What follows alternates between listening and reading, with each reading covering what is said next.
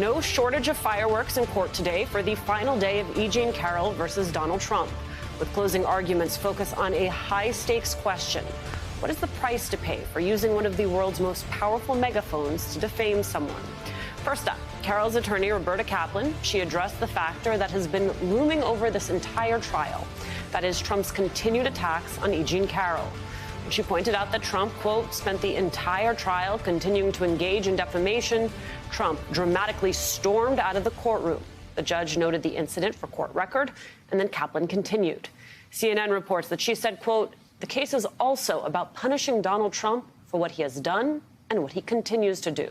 She said that Trump tries to, quote, normalize conduct that could hardly be more abnormal. She went on to say, quote, typically, when someone is found liable for defamation, they stop making those statements, even if they don't like the jury's verdict. Even if you don't like the jury's decision, you follow it. Those are the rules. This trial is also about something much more profound, whether the rules that apply to everyone else, to you, to me, to Ms. Carroll, whether they also apply to Donald Trump. The ex-president was back in the courtroom for his attorney, Alina Habba's closing arguments. NBC News reports Habba's closing got off to a rough start, with Judge Kaplan objecting to her twice and warning that further violations of his orders would bring consequences. The first objection came when Habba claimed that the reason Trump has continued to deny the assault after being found liable was because it was, quote, the truth. The second came when she said that Carroll's account had, quote, more holes than Swiss cheese, which prompted his warning. Habba did not stop there. She continued to imply that Carroll was lying, once again from NBC News. The judge replied that the fact that Mr. Trump sexually assaulted Ms. Carroll is established. When Habba pushed back, the judge reprimanded her, saying, you will not quarrel with me. Habba also downplayed the torrent of threats Carroll received in the wake of accusing Trump of sexual assault. Pointing to the 6 threats shown to the jury during the trial, Habba said, quote, that's me on a good day and President Trump. That earned her an immediate rebuke from Judge Kaplan. Carroll's attorneys had the last word before the case was put in the hands of the jury. Attorney Sean Crowley taking a shot at Team Trump, saying, quote, I will follow the rules of this courtroom, which Mr. Trump and his lawyer don't seem to know how to do. And then she took a sledgehammer to Trump's defense. From CNN, quote, Ms. Carroll did not ask to be called a liar. She did not ask to be called ugly. She didn't ask for death threats. She didn't ask to be accused of lying. Crowley said Carroll came forward because she thought it was finally time to speak publicly about what he, extending her arm and pointing directly at Trump, had done to her. The law protects her from being defamed for telling the truth, Crowley said. He's still breaking the law, literally, to this day. And that is where we start today with MSNBC legal analyst Lisa Rubin, who was inside the courtroom for us today, plus former top prosecutor at the Department of Justice and co-host of the MSNBC podcast, one of my favorites, prosecuting Donald Trump. Andrew Weissman is here, and MSNBC host and legal analyst Katie Phang is back. Lisa, an incredibly dramatic day in that courtroom. Talk to us about what it is that happened. You know, Alicia, one of the things that happened today that I think is really important to underscore for our viewers is that in addition to the presentations, the competing presentations about the facts of this case, folks also got a presentation about the meaning of the jury itself.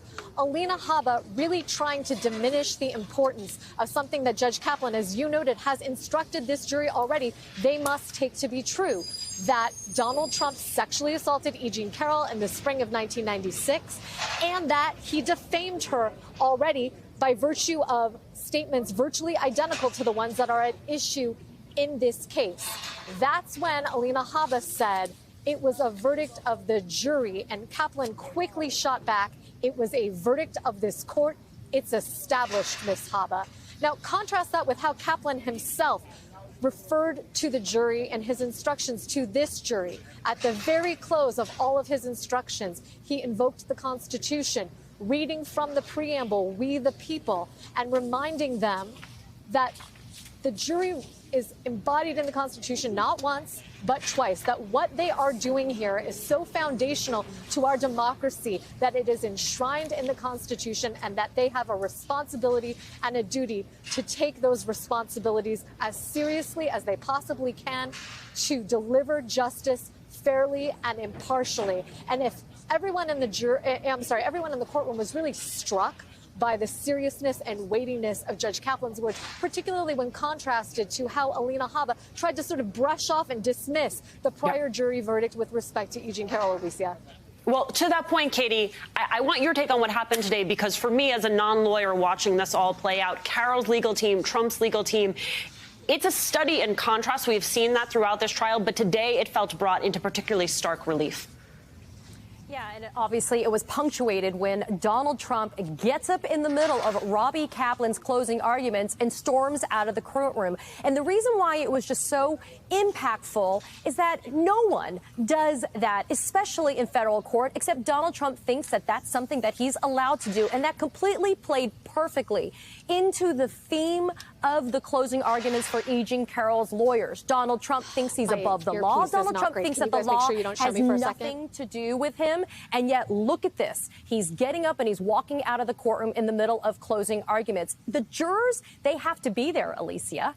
They're there not by choice. They've been summoned to appear. They are doing their solemn duty, as Lisa refers to. And so they are taking their job seriously. But, you know, Robbie Kaplan really summed it up appropriately, right? When she said the first trial, Donald Trump didn't even bother to show up. But this one is about damages, and this one's about his money, and that's the reason why he's here. But the irreverence that Donald Trump, his lawyers have shown consistently throughout these judicial proceedings just underscores the fact that he thinks, he being Donald Trump, that he is above the law. But, you know, the jurors have the last laugh, don't they? And if they deliver a verdict to the tune of hundreds of millions of dollars, then Donald Trump will certainly be sulking and skulking away.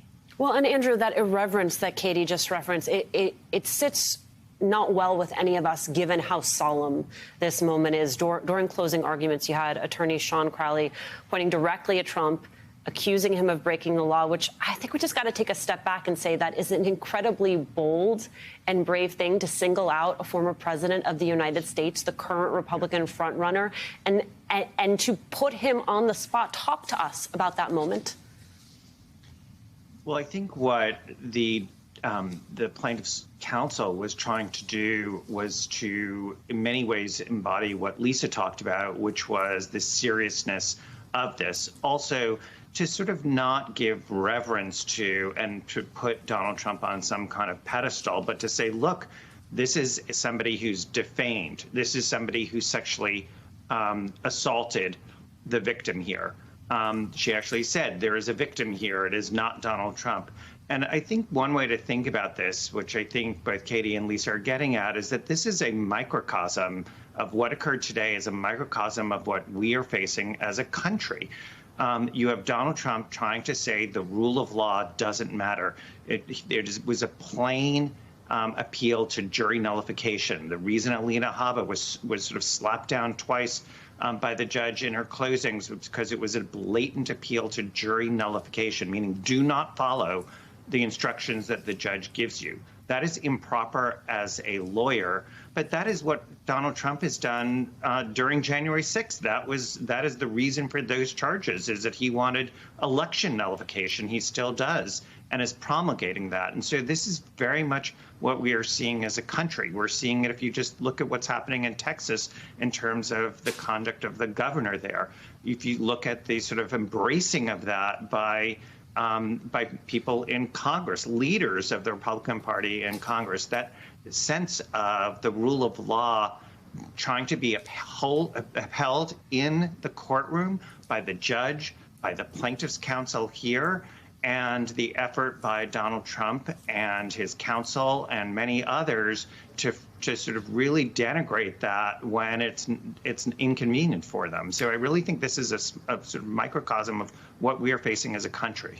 I agree. It is a microcosm, and I think the frustration that you are sensing from Judge Kaplan is a frustration that is held by many of us. There was another exchange that happened before closing arguments even started. This is from NBC's reporting.